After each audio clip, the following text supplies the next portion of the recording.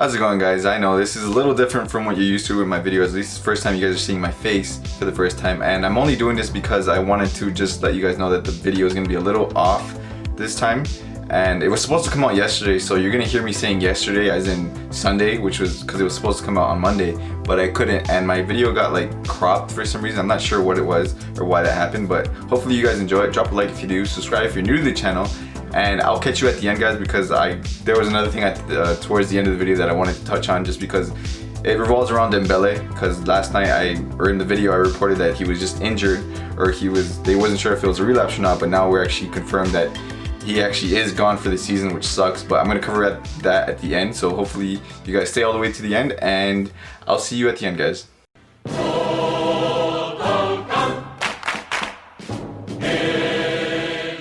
Hello and welcome back to the FCB Army channel, guys, because today we are covering last night's victory against Levante, which he won 2-0, or 2-1 I should say, in the Liga round of 22. And I want to start off the video by covering PIQUE Setien's first 5 games with us. He has a 4-1 record, and of course we had our first victory against Ronaldo, 1-0, a comeback win against Ibiza, 2-1. Our only blemish is the 2-0 loss we had against Valencia, a 5-0 win against Leganés, and yesterday's 2-1 win against Levante. And we are on the right track, guys. Honestly, we really are, but there's still a lot more work to do under SETIEN, but I feel like he definitely has us on the right track. But going to the game, guys, he finally has the best, or he's getting the best out of some players, and one of those is Nelson Semedo. He finally has the real Nelson Semedo playing, the one we've always known to play a certain way. I mean, he's the closest thing we've had to a Dani Alves. He's reborn under SETIEN. He's definitely the first choice now under SETIEN. I believe he's won that position over Sergio Roberto because he offers more going forward. I mean, he almost had a banger of a goal last night after a Messi through ball, and he rocked the crossbar, and it was insane. But like I said, he is the true replacement for Dani Alves, or the true heir to Dani Alves, because he has the same skill set, and there's been no one like him since. So hopefully he continues in this vein and we get the best out of him. But the main star of this video, guys, is Ansu Fati, our wonder kid, and what a performance last night. This kid is unreal. Oh my god, this kid put on a show last night for us. He really did. He is confident beyond his years. For his first goal, it was a cool and composed finish. Like, the pass was majestic, obviously, by Lionel Messi. He threaded the ball right into his path, and he shrugged off the defender like if it was nothing. This is a grown man who Ansu Fati's shrugging off and just slotting it home like if it's nothing. Like, he's 17 years old, guys. This is insane for a 17-year-old to have so much confidence and have so much composure in the final third to complete to finish these chances.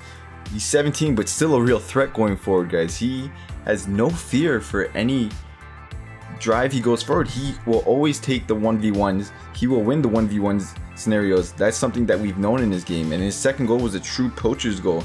I mean, he got it from Messi again. He didn't even hesitate. He took it with his weak foot, shot it with his weak foot, hit it right in between the goalie's legs. The goalie could have done a little better with the shot, but I mean, the goal is a goal no matter how you look at it, and he was a well taken goal. And Ansu has the world at his feet, guys. He really does. At this very moment, he is in this new group of talents that are coming up in the world of football, like Erling Haaland, Jordan Sancho, and Mbappe's still there. There's so many guys I can name, but the sky's the limit for Fati right now. He can only grow from here, guys. I mean, we've seen what he can do in flashes. He hadn't scored since September in the league, but he's been playing on and off. And like I said, when it comes to the 1v1 scenarios, he will take you on. And yet again, this kid broke another record. He is the youngest player in La Liga history to score a brace in an official match, and that is absurd, guys. He is on a different level right now to the kids that are coming up, and oh my god, I can't believe what he's doing. I'm totally in love with this kid. I can't believe it. And Leo will be there to guide him like Ronaldinho was before that. He is the one to guide him into this next level of his career, where he's gonna start blossoming on his own. He's not gonna have Messi around forever. And I mean, is history repeating itself? Comment down below if you guys think so, because we saw the torch being passed from Ronaldinho to Messi. Is it being passed on from Messi to Fati now? I mean, honestly, I thought the heir was gonna be Neymar before he left, but now I don't know. I think Fati's the one really taking over.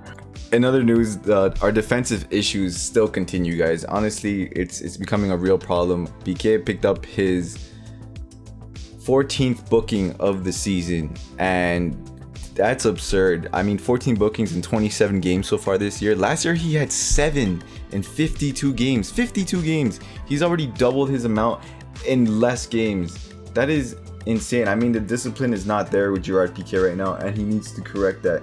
And the most important part of it is the fact that he will miss the next game against Real Betis away from home. We know our struggles away from home.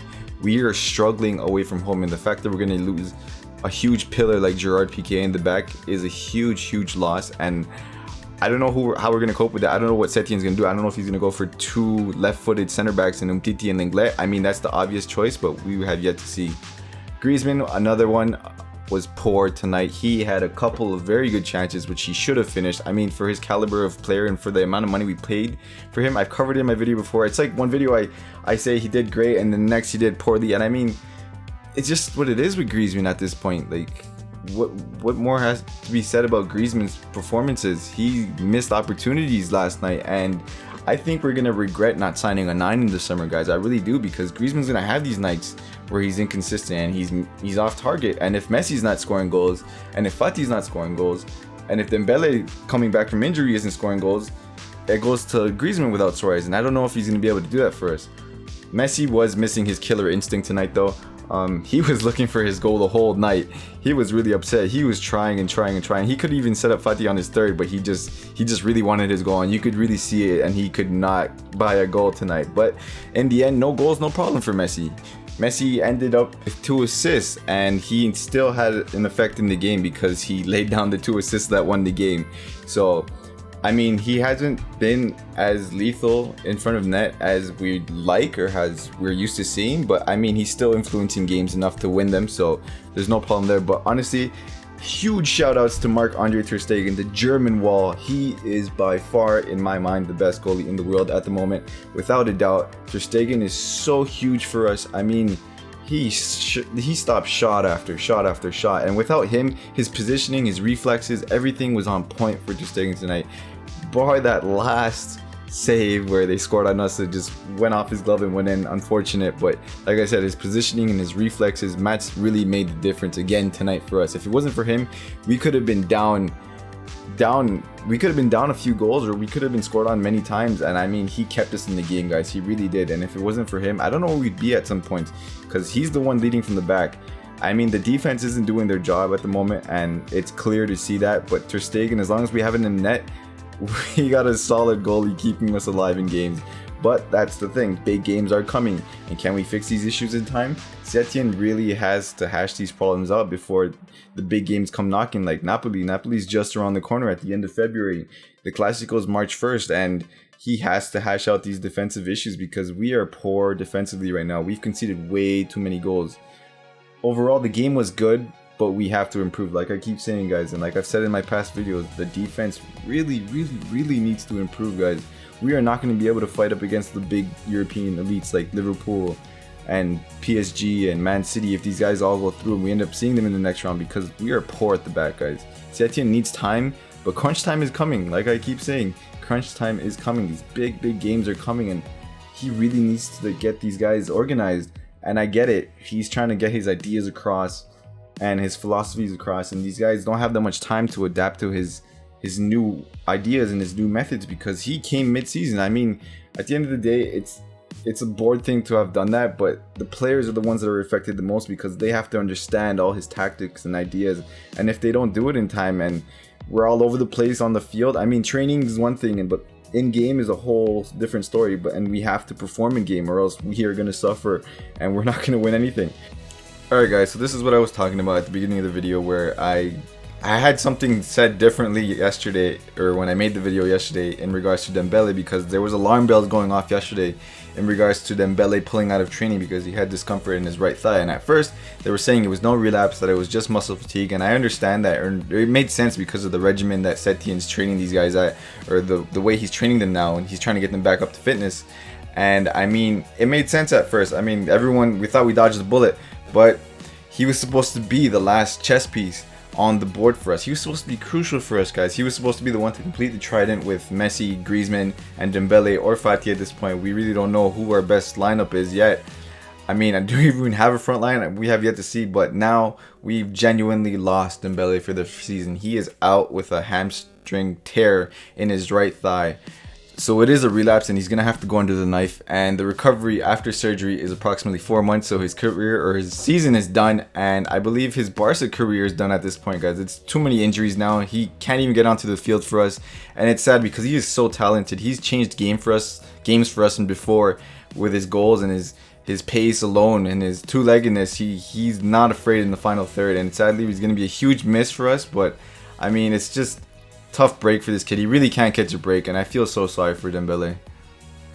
Even through all this, the biggest news today coming out of Barcelona was the fact that ABIDAL, our sporting director, has really shot himself in the foot today, guys. He has spoken about the team's performance and how they've not been up to par, and Lionel Messi stepped in and right away was not happy with that, and now I feel like ABIDAL will lose his position along with a lot of board members because these problems have been coming from the top ever since Neymar was sold, and we've been on the decline ever since then. So this was bound to happen. It was coming, guys. I'm kind of happy it is, but I'm kind of scared because now our club's just falling into the abyss, and I don't know what's going to happen, guys, but we'll see. But this is going to be it for me, guys. Thank you so much for watching. Drop a like on the video, subscribe if you're new to the channel, and join the FCB army. And as always, guys, I will catch you in the next one.